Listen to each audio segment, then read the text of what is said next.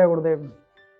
बाबा जय गुरुदेव जी महाराज ने अपने सत्संग वचनों में काफ़ी बार फरमाया है कि समर संत की पहचान क्या होती है, कि सच्चे गुरु कौन होते हैं, क्या उनकी पहचान होती है, कैसे वो मिलते हैं।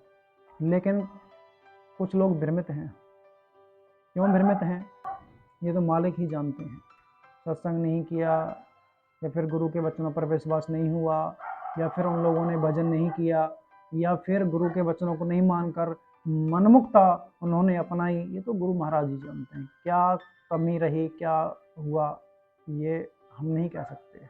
लेकिन अभी भी कुछ लोगों को भ्रम है कि बाबा जय गुरुदेव जी महाराज ने उज्जैन वाले गुरु महाराज बाबा उमाकांत जी महाराज को अपना उत्तराधिकारी घोषित किया। देखो, लोग अभी विरोध नहीं कर रहे हैं। ये संतों का इतिहास रहा है कि जिसको उत्तराधिकारी घोषित किया उसका विरोध होता आया। अब विरोध कौन लोग करते हैं? देखो, जिन लोगों को मान सम्मान पाने की लालसा होती है, या फिर जो लोग भटके हुए होते हैं, या फिर जिनको पैसा से, जमीन से, मान सम्मान से प्रेम होता है, वो लोग विरोध करते हैं। या फिर अन्य कोई कारण होगा, मालिक ही जाने। जबकि जो उत्तराधिकारी होता है उसको मान सम्मान से, पैसा से, जमीन जायदाद से कोई मतलब नहीं होता। वो तो अपना गुरु का आदेश आगे रखता है और गुरु के आदेश को लेकर आगे बढ़ता है, आगे अपना कदम बढ़ाता है।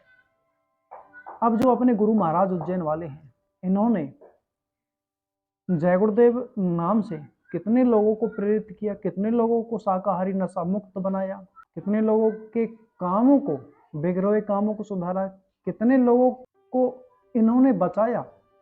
जो लोग हॉस्पिटल में दाखिल हैं, डॉक्टर ने हाथ खड़ा कर दिए, ऐसे लोगों को इन्होंने बचा दिया। जो कैंसर के पेशेंट हैं, जो लाइलाज हैं, ऐसे लोगों को इन्होंने बचा दिया। बचा ही नहीं दिया, बल्कि ऐसे लोगों को भी इन्होंने पार कर दिया जो लोग बिल्कुल संसार में लिप्त थे। उनको मालिक के पाने का रास्ता ये गुरु महाराज दे रहे हैं, और बाबा जय गुरुदेव जी महाराज का जो आदेश था उसका पालन कर रहे हैं। जबकि जो मथुरा वाला आश्रम है, बाबा जय गुरुदेव जी महाराज ने इनको उत्तराधिकारी घोषित किया, तो मथुरा वाले आश्रम पर ये रहकर वहाँ सेवा करते, अपने गुरु के आदेश का पालन करते। जबकि जब वहाँ के लोगों ने विरोध किया तो इन्होंने वो आश्रम छोड़ दिया। क्योंकि जो उत्तराधिकारी होता है, मैं फिर कहता हूँ, जो उत्तराधिकारी होता है वह गुरु के काम को आगे रखता है, ना कि जमीन को, पैसे को, मान सम्मान को आगे नहीं रखता। वो तो ठोकर मार देता है। एक गुरु का लक्ष्य होता है, गुरु एक निशाना होता है, गुरु के आदेश का पालन करना ही उसका सब कुछ होता है। फिर भी सोचने की बात यह है, अगर ये अपने गुरु के कहे अनुसार नहीं चलते और आश्रम को पाने की लालसा में अपने मान सम्मान को ये बढ़ावा देते, तो आज जय गुरुदेव नाम से लोग प्रभावित नहीं होते, गुरु का काम आगे नहीं बढ़ता, लोग नशा मुक्त शाकाहारी नहीं होते, आश्रम के लिए लड़ रहे होते, और अभी तक कई लोगों की जानें भी चली गई होती, जबकि ऐसा हुआ ही नहीं। कुछ लोग कहते हैं कि दस्तावेजों में लिखा है कि उज्जैन वाले गुरु महाराज ने यह कबूल किया कि यह अब नामदान नहीं देंगे। ऐसा कुछ लोग बोलते हैं, जबकि जब गुरु का आदेश हुआ है, दस्तावेज बड़े होते हैं या फिर गुरु का आदेश बड़ा होता है। ऐसे दस्तावेज रखे के रखे रह जाते हैं। संत मत में दस्तावेजों से काम नहीं होता। जो संत महात्मा ने बोल दिया वह वचन पत्थर की लीका, मोर वचन पड़ जाए फीका। तो यहाँ दस्तावेजों से काम नहीं होता, यहाँ तो संत के वचन से काम होता है। कुछ लोग कहते हैं कि ये सच्चे संत नहीं है, समर संत नहीं है। अरे भैया, आपने कभी सुमिरन ध्यान भजन किया है? अगर किया होता तो इनको ऐसा नहीं बोलते कि ये सच्चे संत नहीं है, समर संत नहीं है। कुछ लोग कहते हैं कि ये सच्चे संत नहीं है, समर संत नहीं है। अरे भैया, ये समर संत नहीं है, सच्चे संत नहीं है, तो सच्चे संत है कौन?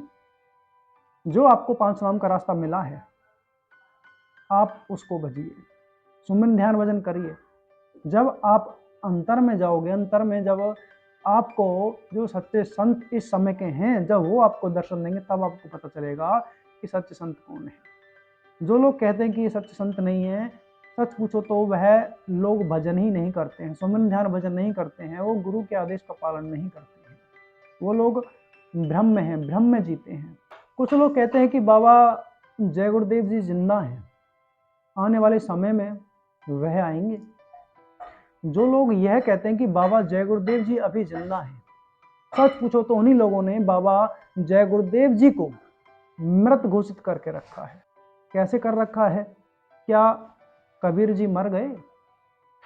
क्या गुरु नानक जी मर गए? क्या गुरु अंगद जी मर गए? क्या शिव दयाल जी मर गए?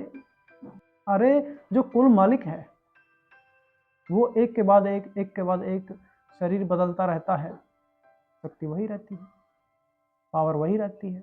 समर संत कभी नहीं मरते और नहीं कभी मरेंगे। समर संत कभी मृत होते ही नहीं, तो कैसे उनको मृत घोषित कर दिया? कैसे ये बोल दिया कि बाबा जय गुरुदेव जी जिंदा है? वो तो जिंदा है ही। मैं तो ये कहता हूँ कि कबीर जी भी जिंदा है, सिर्फ नाम दूसरा है। इस समय वो भी जिंदा है, इस समय नाम दूसरा है। नाम क्या है ये भी सुन लो। इस समय के मौजूदा संत जो उज्जैन वाले गुरु महाराज हैं, बाबा उमाकांत जी महाराज, कबीर भी यही है, गुरु नानक भी यही है, गुरु अंगद भी यही है, शिवदयाल जी महाराज भी यही है, बाबा जय गुरुदेव जी महाराज भी यही है, सब कुछ यही है। अब देख लो आप, और आपने तो मृत घोषित कर दिया। जिंदा मुर्दा के चक्कर में लोगों को बहका रहे हैं, फंसा रहे हैं, कैसे काम चलेगा? जो कुल मालिक हैं वह सदा इस धरा पर रहे, और जब तक यहाँ से प्रत्येक जीवात्मा अपने घर वापस नहीं चली जाती तब तक यहाँ कुल मालिक रहेंगे। वह पावर, वह शक्ति रहेगी, वह नाम का जहाज रहेगा। और इस समय उज्जैन वाले गुरु महाराज वही कुल मालिक हैं। जो लोग कहते हैं ना कि बाबा जी आएंगे, बाबा जी आएंगे, अरे बाबा जी गए कहाँ हैं जो आएंगे बाबा जी? बाबा जी तो इधर ही हैं, बस आप उनको थोड़ा पहचानो। जो आपको रास्ता बताया है उसके द्वारा आप उनको पहचानो, आपको पहचान हो जाएगी। अंतर में प्रार्थना करो कि जो इस समय के समर संत हैं वो हमको मिल जाएं, तो आपको पहचान हो जाएगी। क्योंकि समर संत किसी से भेदभाव नहीं करते, वो तो दयालु होते हैं। समय के साथ बदलो, जो संतों का इतिहास है उसको देखो, गुमराह होने की जरूरत नहीं है। जय गुरुदेव।